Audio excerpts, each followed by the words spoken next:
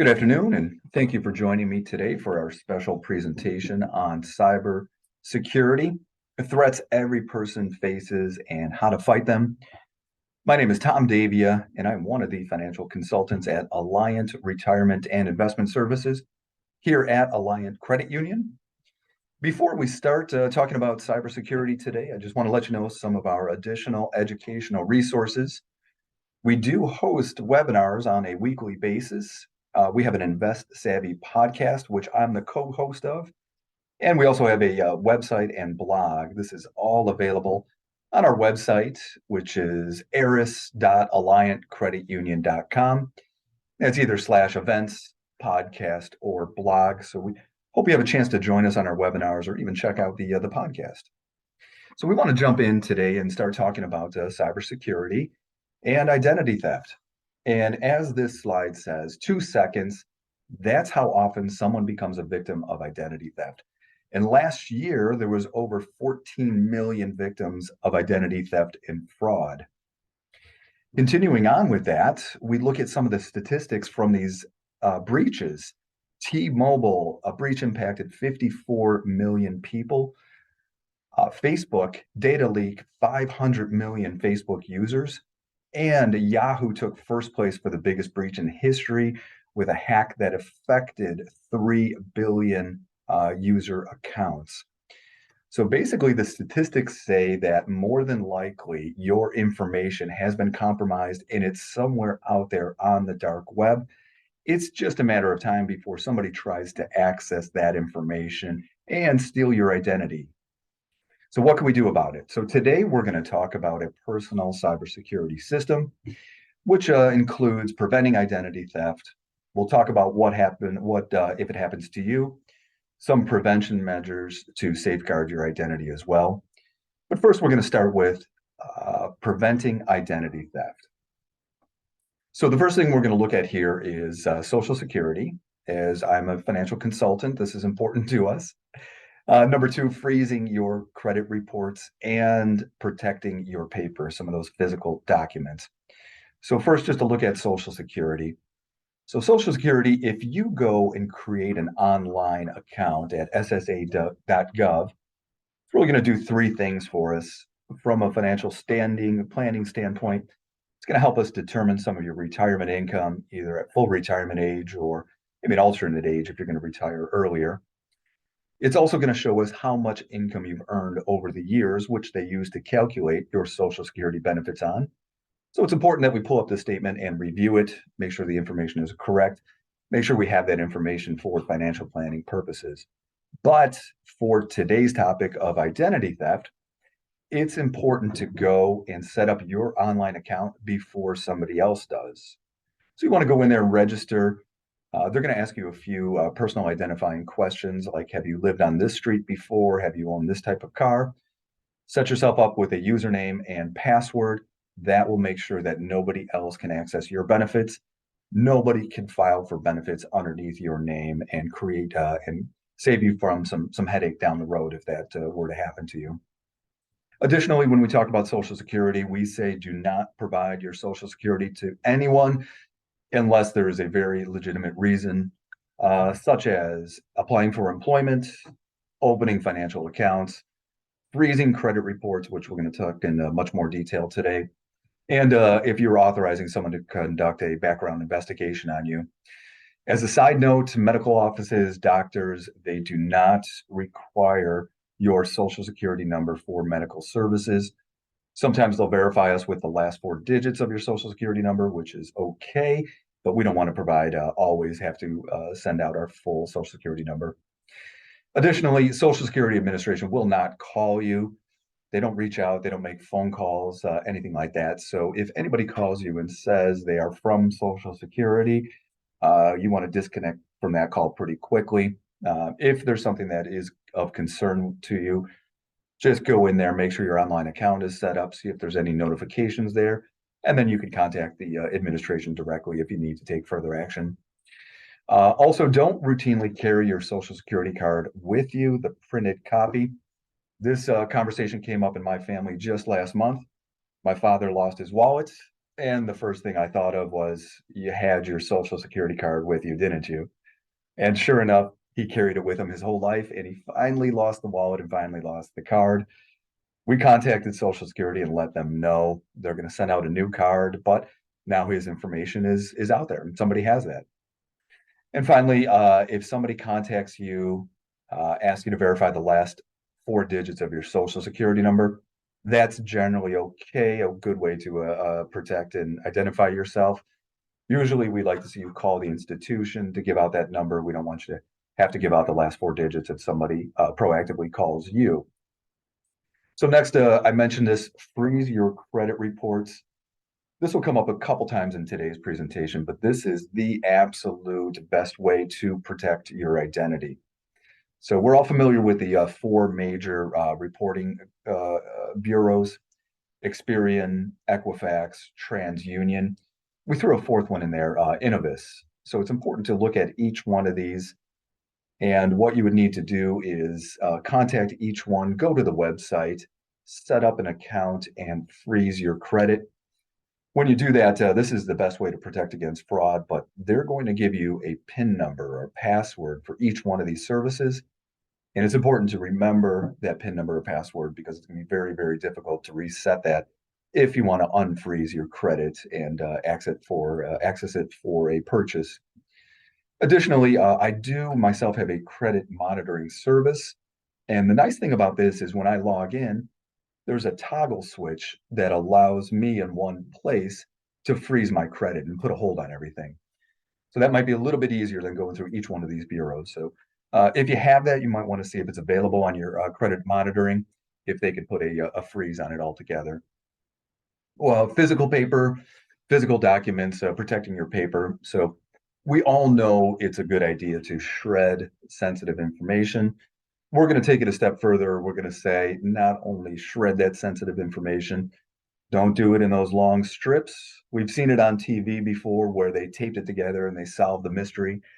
So, what we want to do if you're in the market for a new shredder, always look for micro cut, cross cut, or diamond cut shredding. That's going to be the safest way to make sure that document is completely destroyed.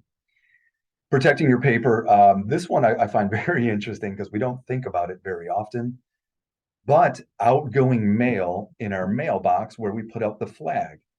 And by putting out that flag, we're just notifying the world, say, hey, there is something here, might be some sort of sensitive information or personal information that may help you steal my identity or take my credit.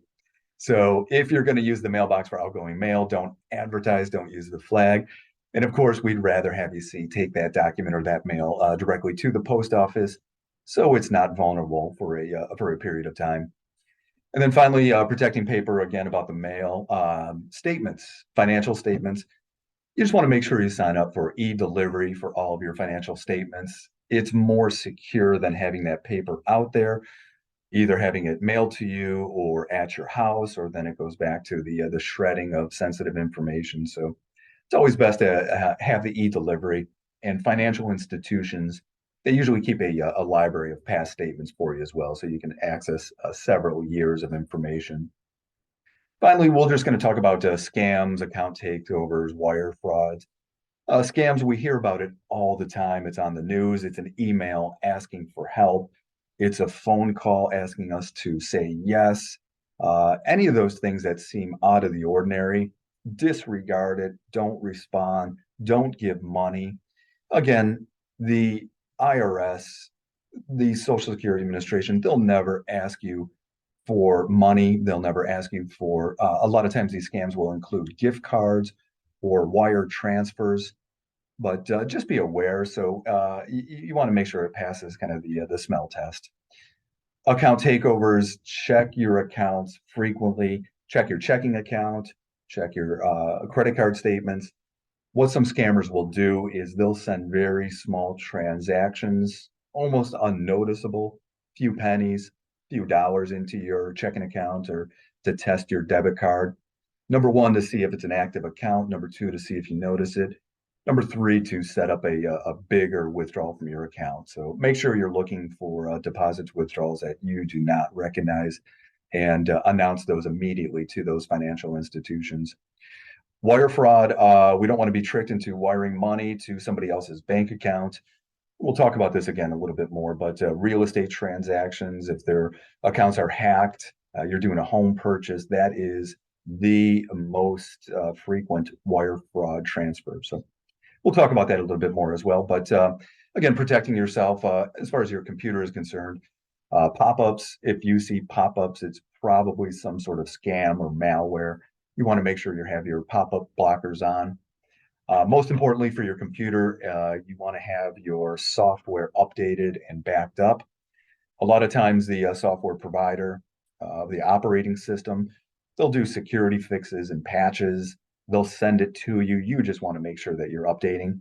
We'll talk about backup, but personally, I set my updates on automatic.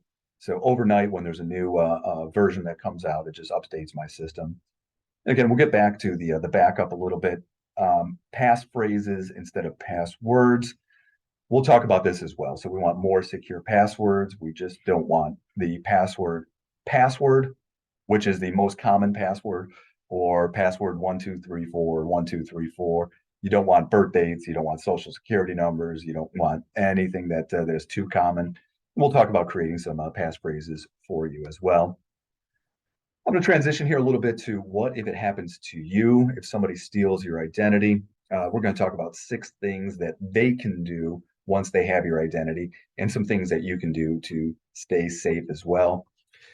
Number 1, they open credit cards, they open bank accounts, loans, financial accounts, anything like that. If you're aware of that, number 1, contact those institutions immediately. Tell them that is not you. Number 2, again, this is a little repetitive. Here is the information to freeze your credit reports. Number 1, the answer to this is freeze your credit reports. So again, if you have the monitoring program, you might be able to toggle everything off at once. If not, again, the safest way is to contact each one of these reporting bureaus. Let them know that your identity has been stolen, that accounts have been opened, and let them know that you want to freeze your credit as well. So this will be the absolute safest way. Number 2, federal, state income tax returns. So if somebody steals your identity, you hear about this in the news this time of year as it's tax time. But they will go in and they will try to file for a federal tax return on your behalf to their account. So if you know your identity has been stolen, you want to reach out to the IRS or state authorities. You should be able to get a PIN number that only you know and only you can use to file your taxes. Number 2, it's a good idea to go in there and file your taxes. You don't want to be late. You don't want to be vulnerable for an extended period of time. Make sure you get this taken care of so nobody else can file, which would turn into a bigger nightmare for you as well.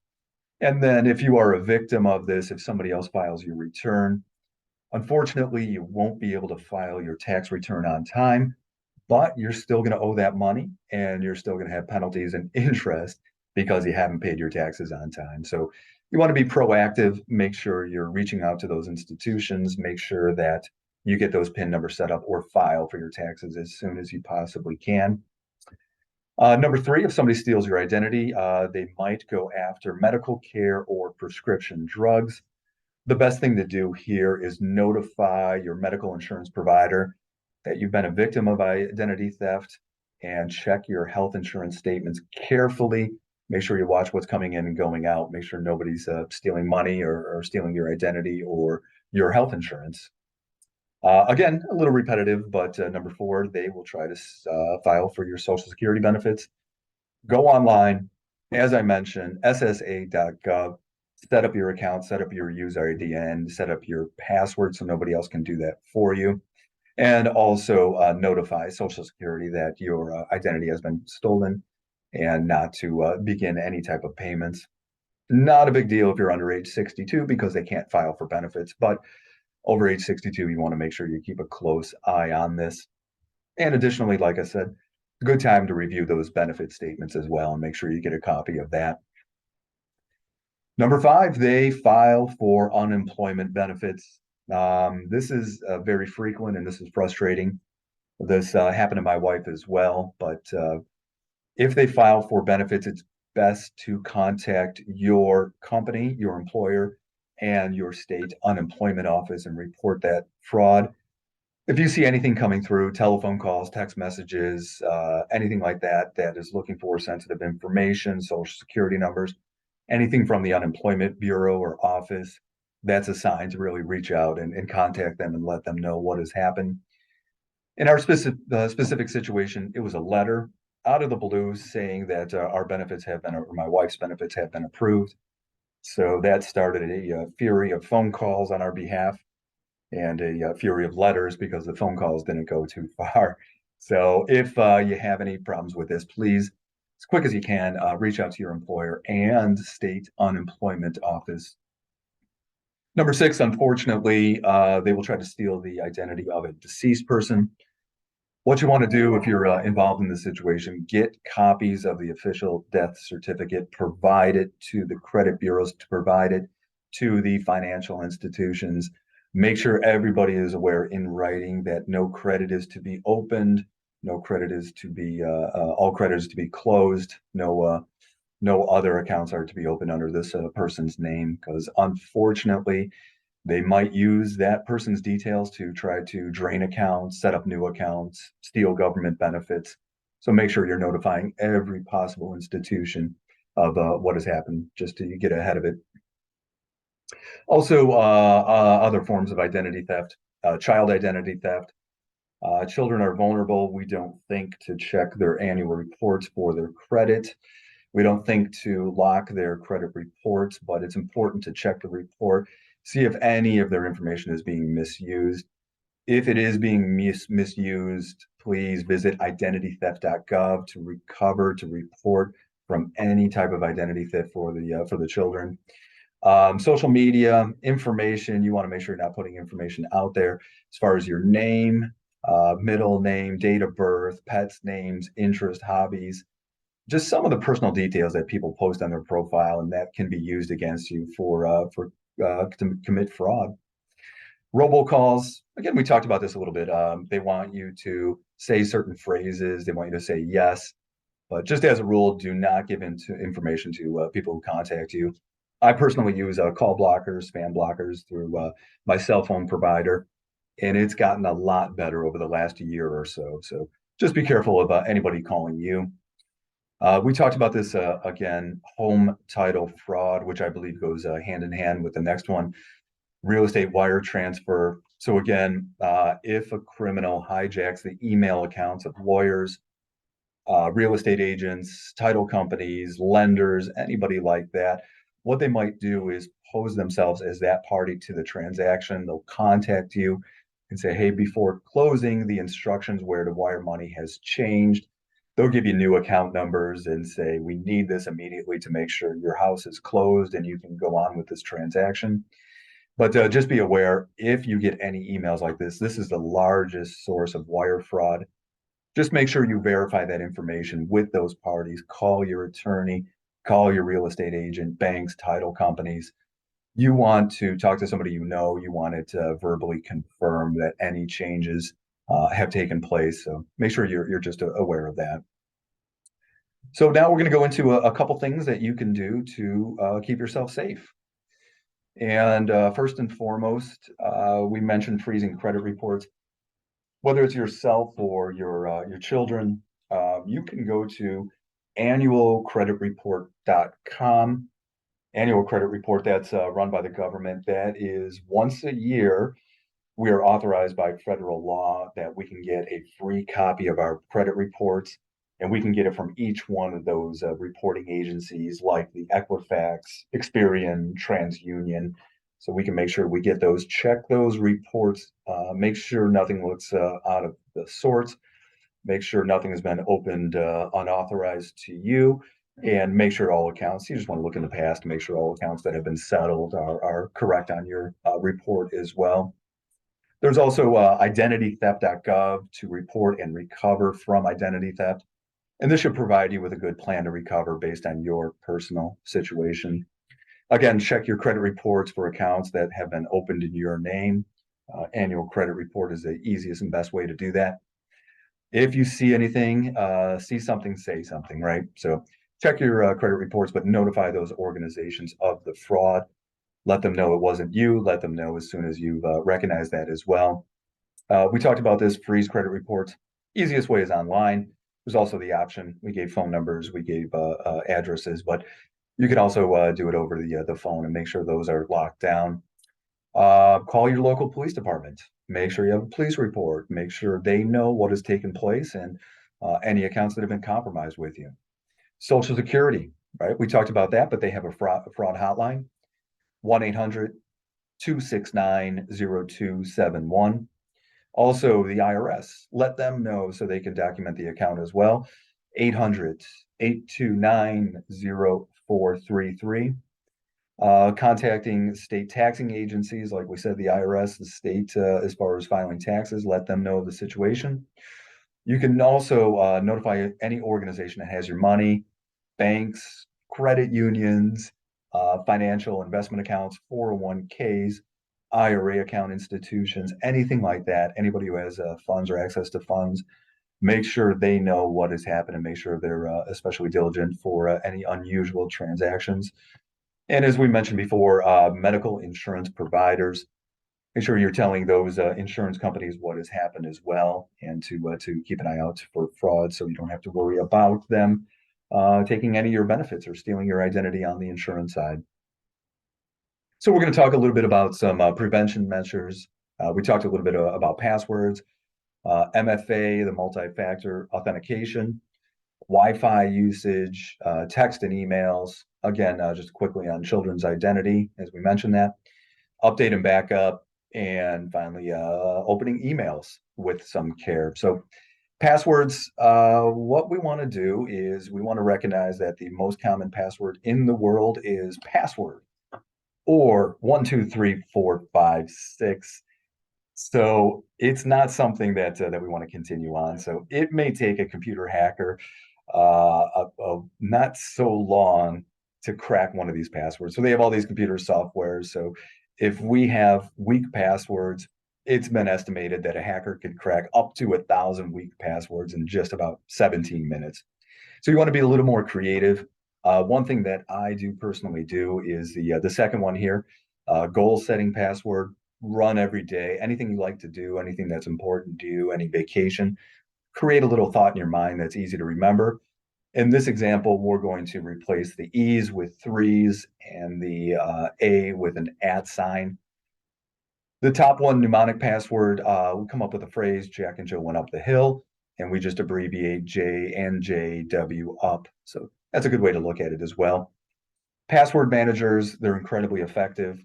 I happen to use Apple products, and it saves all my passwords, but it does a biometric, a fingerprint scan. I just scan my fingerprint, it pulls up all my passwords for me. I know there's other password managers out there as well. There's some good services that you could find, but just make sure you remember the password to your password manager. But it's just some different creative ways to come up with some better passwords for you. Two-step verification. So when you log into, this is most importantly, financial accounts, any accounts that you've saved credit card information to shop. Really, I do this for anybody who offers it. But two-step verification, when you log in, it says, great, you know your password. We just sent you a text message to a phone number we have on file that we've previously verified with you. Please tell us what that 6-digit code is before you can log into the account. So again, most sites have this. It's important. It's the really safest way to have information stored at financial institutions. But for me, it's twofold. Number one, it's security for my financial accounts. Number two, as a family, we share my Amazon account. And every time you log into Amazon to make a purchase, it's going to send me a additional two-step verification. So not only do I have to approve the login, but then I have to approve the purchase, and it gives me a chance to discuss with my family, why are we back on Amazon? Why are we making this purchase? Is that a need or a want? But two-step verification, extremely important. If you're using it, good, look for other accounts to use it. If you're not using it, might seem like a little bit of a hassle at first, but it is easier and easier over the time and absolutely worth the extra step to have that security. Wi-Fi. So we're going to talk about Wi-Fi here a little bit, your home network, a public network. Beware of a public network. Anybody would have access to that network. If it's not secure, anybody would be able to tap in to see what you're doing as far as financial transactions, your emails. Anybody could easily slip through that network, through that Wi-Fi connection, and see what's going on within your computer. So number one preference here is to use your smartphone as a hotspot. You go into your settings, you go into your hotspot, you can actually change the password of your hotspot just to make it something that's a little bit easier for you to remember. Again, we want to make it difficult so other people can't figure it out. But use your hotspot rather than a public Wi-Fi. Now, if we want to use public Wi-Fi, what we want to make sure we're doing is we are going on a VPN, a virtual private network. That would be a good option, and that allows you to create your own private Wi-Fi network anywhere you go, and that would make a public Wi-Fi a secure Wi-Fi for you by using the VPN. So what I have again, I mentioned my credit monitoring service. In addition to toggling and shutting off or freezing my credit, they also offer a VPN. So it makes it extremely easy for me. So I do have VPN. I know sometimes it's a little bit difficult to come up with some of these new terms and set it up on our computer, but some of those monitoring service will help you with it. This is in regards to your home Wi-Fi network. You want to make sure, number one, you encrypt your router. You don't want to just take it out of your box and putting it in. You want to make sure, excuse me, you select the strongest encryption for your router, which if you read the manual, WPA2, WPA3, there's a former WEP. It's no longer considered the secure way to go. So kind of look through your manual for your router, and again, look for WPA3, possibly 2. It's important to set up your username and password. Again, we just don't want it out of the box. We want to make something difficult for somebody to crack into. Use one of those passphrase passwords. Make sure you know it, but make sure nobody else will be able to get into it. There's a setting called WPS. It's a Wi-Fi protected setup. This allows others to quickly connect to your network with a short passcode rather than having to type the whole password in. If you have this, it could lead to strangers gaining access into your network.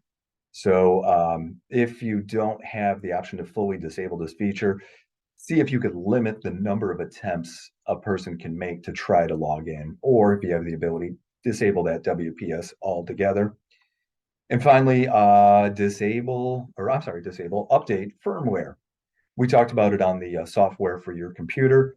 Same thing when you get the router out of the box. It's not going to be updated. So initially, when you get it, make sure it's updated. Make sure you go in there and you're doing those software updates so it's not outdated. Set it for automatic updates, but updating your firmware. It sounds like a tough task, but it's not that difficult. Just look at the instructions in the manual for detailed. But this will keep the router the most secure. Just making sure you keep up with those updates from the manufacturer. Text messages and alerts. This is kind of simple as well, but we want to make sure banks, credit unions, financial transactions, anything coming in and out of your account, we want to make sure we set up those notifications to receive a text or a email or anything like that when transactions happen. You could set it over a certain dollar amount or things like that, but this is part of what we call the omnipresence, always knowing what's happening kind of puts you in the center of your financial life as well. So you know it before or as it happens. You don't go back a couple weeks or a month and discover something happens. So this is just a good way to stay current with transactions on those financial institutions. So make sure you set up those notifications. Make sure you're receiving those on text or email. And finally, we talked a little bit about children. All right, so we want to freeze their credit. We want to pull up their credit report. We want to go to that free annual credit, look at all that, lock the credit with the PIN or the password from those bureaus, freeze it. Generally, the bureau should take care of that in every state. and also request a search on the Social Security number, all three bureaus, just to make sure everything's absolutely clean for your children. Make sure nobody has already filed for any accounts, or nobody has that ability in the future to affect any of that credit. It's too vulnerable and too important. Finally, we talked about this quite a bit, but antivirus software updates. Make sure the software updates are on. Any holes, any bugs in the security of your operating system, it's going to be updated. So updating out of outdated software is necessary for strong security. Out-of-date software allows hackers to plant viruses, malware software on your devices. Yet we see 40% of computer users don't update their software, and 75 to 80% of hackers see this relate to outdated software. So make sure you're going in there, updating the software, make sure you got to some antivirus software on there as well.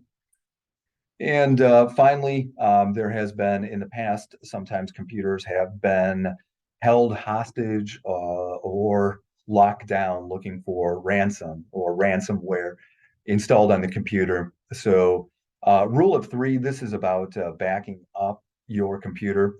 So, you want to make sure you back up your computer, make sure you have access to your computer in case you can no longer have access to your files if somebody hijacks it. But rule of three, meaning you need to back up your files in three different places. The first is on your computer or your device. Make sure you actually have a backup of the computer, of your hard drive. Next, you want an external hard drive to save a copy of all that information. You have a physical backup, and make sure you keep that current as well every once in a while. Plug it in there in the USB drive, make sure that updates for you as well. But you want to have a third backup source. Third backup source is the cloud. The cloud is a internet connected server that syncs with your device. You could set it up automatically. Look at some of those cloud services like a Dropbox. Again, I'm an Apple user, so I use iCloud, or there's something called OneDrive. But remember the rule of three. Make sure you have three backups. Anything happens to your computer, you're backed up. Anybody does anything as far as ransomware to lock you out of your computer, you're backed up as well. You don't have to worry about any of that. We're going to talk about emails here quickly. So just scan your emails. Again, this is kind of the smell test, but you want to go through and you want to look at the subject line. Sometimes they'll just change the wording a little bit. It doesn't make sense if something catches your eye. Look at the subject line. Look at the sender. Hover over the whole sender. If it's from a financial institution, and at the end of it, it has a long address of where it was sent at Yahoo or something like that. Probably not from anybody you want to deal with or click on or anything like that. Delete it. Delete it as quickly as you possibly can. If you're at your employer, at the credit union here, we have a button to hit to report phishing scams. So we try to keep on top of that. Sender lines, grammar, check for the signature. Just make sure everything looks okay before you open an email. Make sure it's from a reputable source, somebody you know. But if it's not, go ahead, delete that. If it's something that might be of a concern to you, it might be a phishing attack. What I do, I contact, again, the institution directly. I look at the back of my credit card, I get that phone number, I look at my financial statements, I get that phone number, and contact those institutions. So really, just hover your mouse over any one of these or the sender. Small box will appear with the true hiding or email address of who sent this to you. Also, this is interesting too. If you have a website that you're linking to, if you look within the email, if you look at the website, hover over it and make sure there is this locked symbol. This lock symbol will mean that it is a secure website, that it is a real website, and that is something that you could visit or you can look at. Again, if it looks fishy, delete the email. You can always come back to the organization directly. Finally here, removing your name from some lists. If you're receiving mail that you don't want to receive from solicitations, here's a website that you can go to that can stop some of that mail coming your way. Phone calls, again, it's gotten better over the last year or so. I use, again, at my cell phone provider, spam blocks, call filters. I set all those up and it's really reduced all the robocalls or people physically calling me. But we go to the do not call this.gov, do not call.gov. You could put your phone numbers on there. So hopefully limit some of those contacts that scammers are trying to reach out to you. And finally, to stop credit card offers, other solicitations, you can go to optoutprescreen.com, or you can also give them a call, 888 567 8688. So this is a good way just to stop some of those credit card offerings. Make sure, again, no, don't have that physical information out there that somebody can get a hold of and do some bad things on your behalf. Finally, I'd just like to wrap up. Usually, if we were to do a seminar in person, we get together, we say, hey, we learned some good things today, maybe some stuff we didn't know. Maybe I want to learn a little bit more about the router and encrypting that and setting up the auto software update. Maybe I've put my flag up in the mailbox in the past and I want to stop doing that. But if we're in person, we kind of write this down, hand out some paper and say, commit to three things. And I'll say, just take a look at this, either write it down personally at your desk where you're at, or keep in mind three things you want to do to change, to make yourself more secure, and try to attempt those things, whether it's the additional two-factor authentication. And generally, if we do things, we do it 7 days in a row, 14 days in a row, it becomes a habit. So just write down and try to accomplish some of those things to make yourself more secure. The best advice, again, we talked about it quite a bit. The best advice to keep yourself safe is to freeze those credit reports. That's going to be the ultimate source. So with that, I hope you enjoyed the presentation today. Again, my name is Tom Davia. I'm with Alliant Credit Union in the Retirement and Investment Services Department. We're a team of financial consultants, so we can talk to you about cybersecurity. Obviously, we can talk to you about Social Security, as I mentioned, full financial planning, investment account reviews, any type of investing or financial questions that you might have.